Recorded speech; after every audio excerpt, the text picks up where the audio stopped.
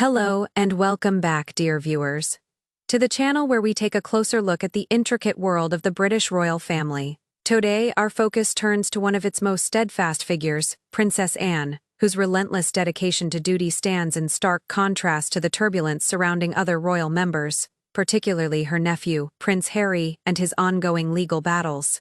Before we begin this deep dive into duty, security, and royal protocol, don't forget to like, subscribe, and turn on the notification bell. Your support truly helps us continue bringing you detailed insights into the heart of the monarchy. The royal family has faced a series of profound transitions in recent months, requiring its senior members to step up as symbols of stability and continuity. In this crucial role, Princess Anne, sister to King Charles III, continues to shine as one of the monarchy's most tireless and disciplined representatives. Her renowned stoicism and get-on-with-it attitude have never been more essential than in this period of change within the House of Windsor. Just this past Tuesday, Princess Anne carried out a series of official engagements, each reflecting her broad range of responsibilities and her deep commitment to public service. One of the most significant was her visit to the Metropolitan Police Crime Museum, located inside New Scotland Yard, the headquarters of London's police force. This wasn't just another ceremonial visit.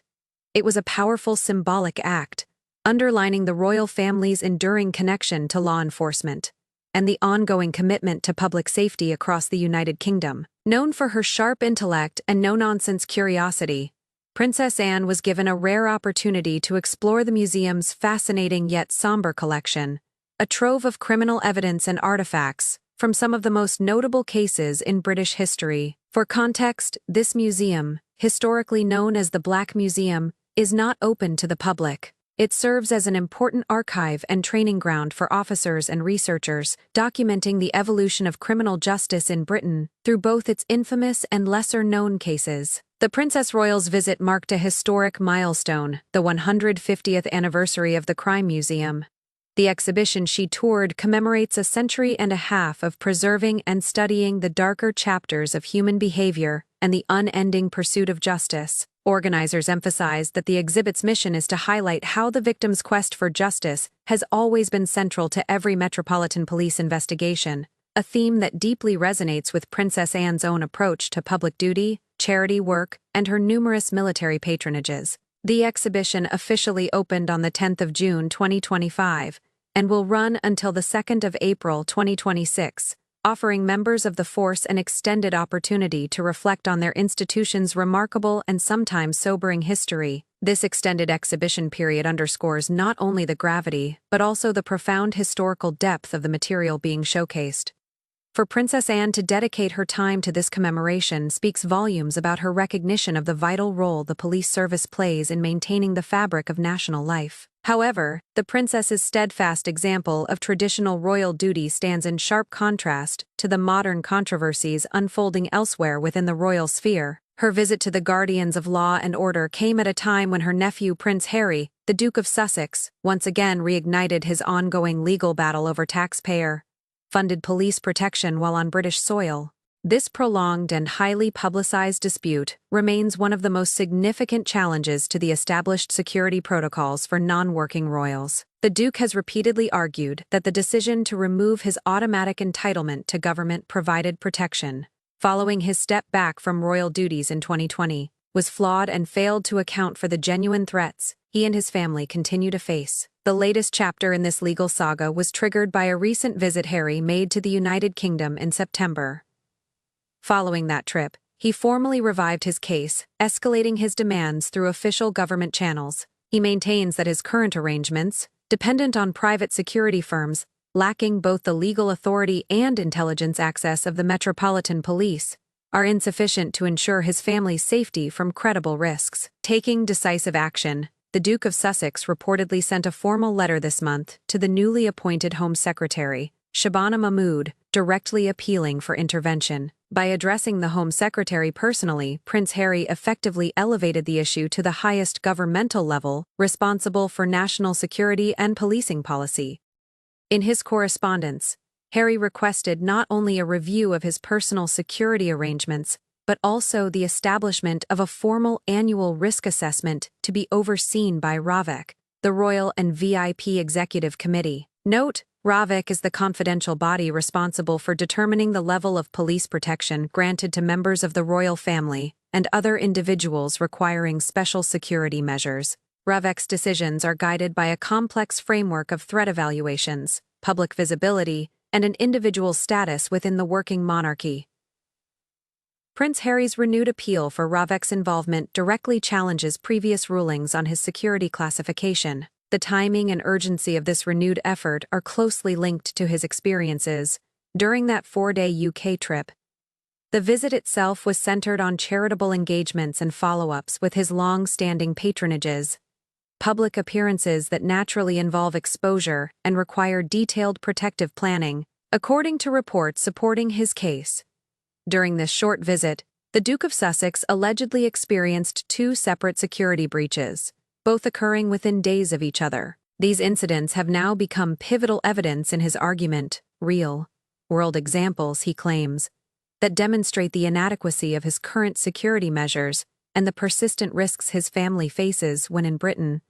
For Prince Harry, the implications are stark. If even a short, carefully coordinated trip, undertaken for charitable purposes, results in multiple security breaches, then the risk to himself, his wife, and their children becomes unacceptably high. In his view, this justifies the need for the professional, government-level protection he once received before stepping back from royal duties. The contrast between these two royal narratives could not be more striking. On one hand, we see Princess Anne diligently marking the 150th anniversary of the Metropolitan Police Crime Museum, honoring the work of the very institution that embodies the rule of law. On the other, her nephew is locked in a very public legal confrontation with that same system, seeking protection from the forces she so visibly supports. This juxtaposition perfectly captures the modern complexities confronting the House of Windsor. Princess Anne's unwavering dedication, particularly her decision to highlight the service and sacrifice of the police, reinforces her image as the ultimate royal professional. She continues to quietly uphold the dignity of the crown amidst constant turbulence, embodying the belief that duty must prevail regardless of personal circumstance. Meanwhile, Prince Harry's legal battle touches on far deeper questions: constitutional, financial, and ethical. Should British taxpayers continue to fund the security of individuals who have chosen to live abroad and operate independently of the senior working royals? The Duke argues that the threats against him persist, not because of his current role, but because of his birthright and lifelong public visibility as a royal. The cost of royal security is notoriously high, and debates over who should pay, particularly when it involves a royal pursuing private ventures overseas, remain fiercely contested in both political and media circles. Harry's case therefore extends well beyond personal protection. It represents a larger discussion about accountability, precedent, and the obligations of the state toward those born into the monarchy. His appeal to Home Secretary Shabana Mahmood, urging RAVIC to conduct a formal annual risk assessment, underscores his determination to make this process more institutional and transparent, removing the discretionary decisions he believes have unfairly disadvantaged him and his family. The result of this legal battle could set a powerful precedent, defining how future generations of non-working royals are protected and funded. In conclusion, the monarchy today operates on parallel tracks. On one side stands Princess Anne, the steadfast symbol of tradition, honoring the past, reinforcing stability, and embodying the royal ideal of service through her presence at the 150th anniversary of the Metropolitan Police Crime Museum. Her actions are a clear tribute to justice, continuity, and the rule of law. On the other stands Prince Harry, whose 4-day visit to the UK, marked by reported security breaches, has reignited a dramatic and precedent-setting legal battle. His insistence on formal risk reviews through RAVIC, directed at the highest level of government, illustrates how the challenges facing the modern royal family now extend far beyond ceremony, into the complex, costly, and deeply political realm of international security. This situation certainly prompts deep reflection on what royal duty truly means in the modern age. The balance between personal independence and public responsibility, and the unavoidable risks that come with a life lived under constant scrutiny. So, what do you think about this complex dynamic? Do you believe Prince Harry is justified in seeking taxpayer-funded protection, given the alleged security lapses during his September visit?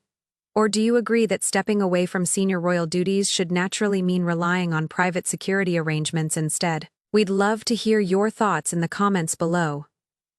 Your insights always enrich the discussion.